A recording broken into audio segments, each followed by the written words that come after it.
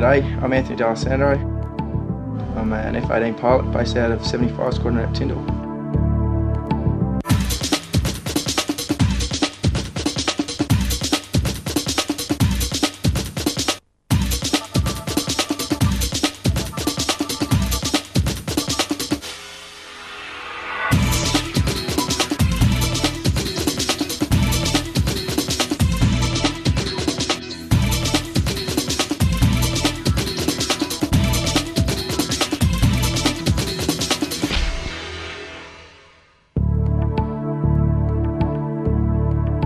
I joined the Air Force basically because I wanted to be part of a professional team. I always wanted to fly, and the military gives me the opportunity to fly the best aircraft Australia has to offer, one of the best aircraft in the world.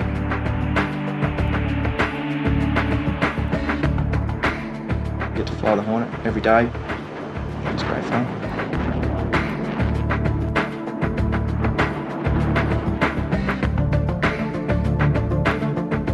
From the age of 13, I decided I wanted to be a pilot. From that end, I started flying when I was 15, flew gliders and then light aircraft. Decided I wanted to join the Air Force and fly the Hornet. Being up there every day, having the challenges of each flight, it's adrenaline pumping stuff.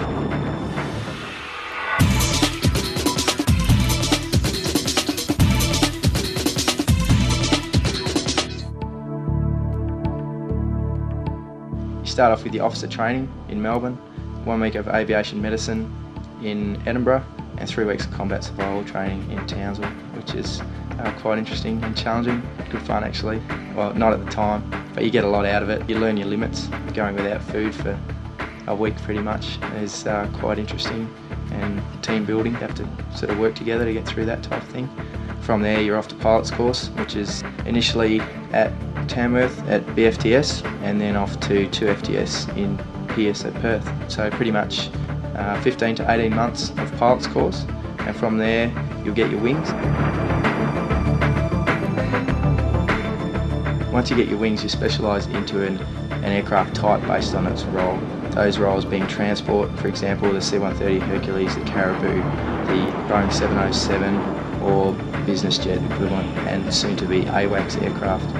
The fighter aircraft, the F-18 Hornet and the F-111, the maritime patrol aircraft, the P-3 Orion.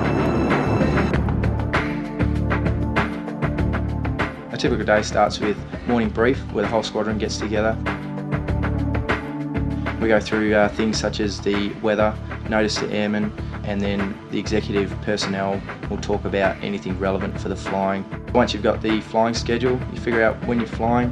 Up until then, you figure out what your mission is, you'll plan, you'll prepare for that mission, make sure you're 100% ready and know everything you need to know for that mission. You'll then brief that mission thoroughly. You go out, you fly the mission, you'll come back, you'll debrief, you'll review tapes, you'll have a look at your radar work, you'll listen to your radio calls, you'll go through the whole tactical scenario, where everyone was, what they were doing, the big picture of what happened, and from there you'll pull lessons out of that, what you did wrong, what you did right, what you could have done better, what you can do next time. My main responsibility is to fly, is to ensure that I'm prepared every day for the mission. My other responsibilities include secondary duties, things such as navigational officer, making sure that all the charts are ready. You know, if you go overseas or something like that, you'll be the person who's responsible for getting clearances, making sure everything's planned to go overseas, all that type of thing. The job's what I expected to be, plus a whole bunch more. I really had high expectations of what it would be like, but you can't imagine the fun you can have flying a Hornet.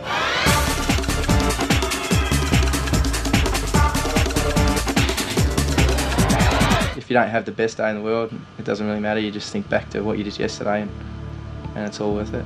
The social side of the Air Force, the camaraderie, the friends you meet, the great time you have with everyone. Yeah, females are definitely most welcome to become pilots. The Air Force is actively recruiting to have female pilots. It's a challenging job. Girls out there, there's no reason why they can't do it. You go overseas quite a bit, especially flying P3s. Depending on what aircraft type you fly, obviously if you fly transport aircraft, you'll fly all over the world. You fly to Europe, you fly to the States quite often, and really is a great way to get paid to see the world. Quite a bit of leave actually, 6 weeks of leave, of annual leave. When you're on exercises, you sometimes work weekends and all those types of things, so that's taken into account. When you get back, you usually get a bit of time off, so being away from your family, you get to catch up with them.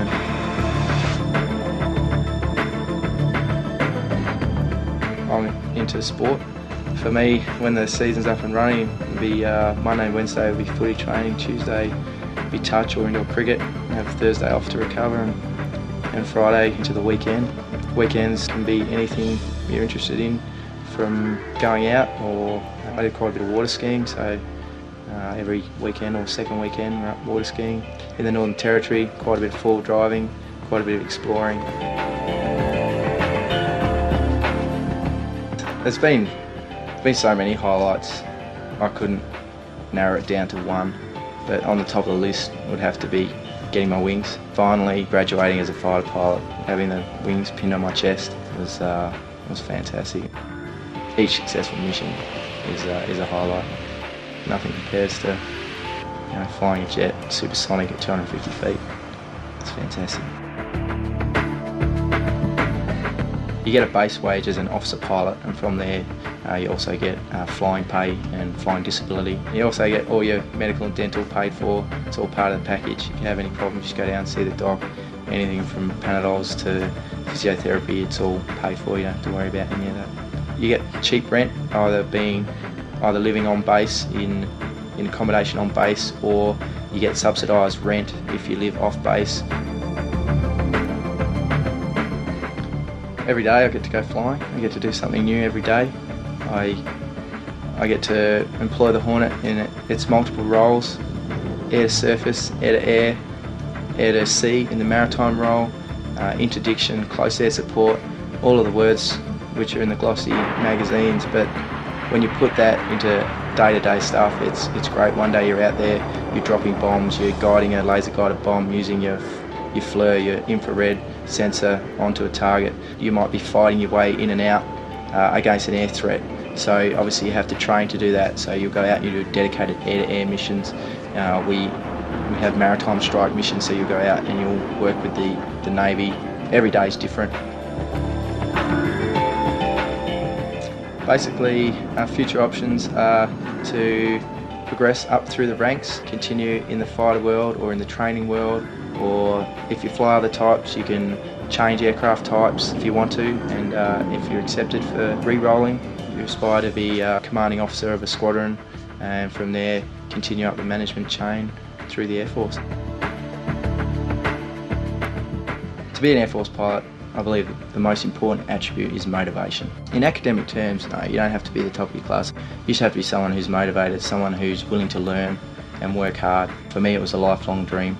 It was my #1 goal, was to become a fighter pilot, and I put everything into that. From there, you achieve your goal. So you have to be really motivated and dedicated. Put 100%, 110% in. It's challenging, you have your ups and your downs, but at the end of the day, when you achieve your goal, there's nothing better than that.